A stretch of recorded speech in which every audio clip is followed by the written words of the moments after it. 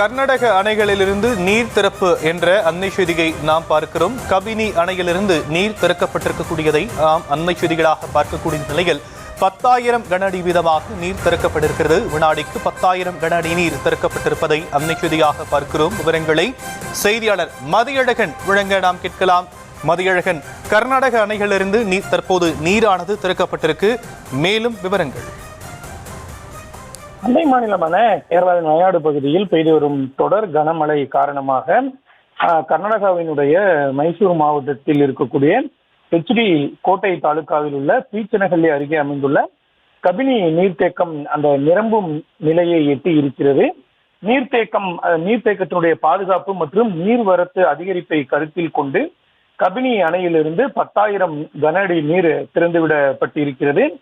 ஆற்றில் திறந்துவிடப்படும் இந்த நீர் கபினி ஆறு வழியாக தமிழ்நாட்டை வந்தடையும்.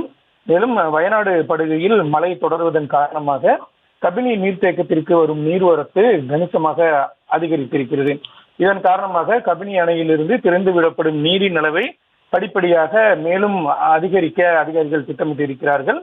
எனவே இந்த நீர் திறப்பின் காரணமாக கபினி ஆற்றின் இரு கரைகளிலும் தாழ்வான பகுதிகளில் வசிக்கும் மக்கள் உடனடியாக பாதுகாப்பான இடங்களுக்கு செல்லுமாறு தாலுகா மற்றும் நீர்ப்பாசனத்துறை அதிகாரிகள் எச்சரிக்கை விடுத்திருக்கிறார்கள். ஆற்று நீர் எந்த நேரத்திலும் பெருக்கெடுத்து ஓட வாய்ப்புள்ளதால் ஆற்றங்கரை பகுதி மக்கள் வீடுகள், சொத்துக்கள் மற்றும் கால்நடைகளை பாதுகாக்க தேவையான முன்னெச்சரிக்கை நடவடிக்கைகளை மேற்கொள்ளுமாறும் அரசு சார்பில் கோரிக்கை வைக்கப்பட்டிருக்கிறது.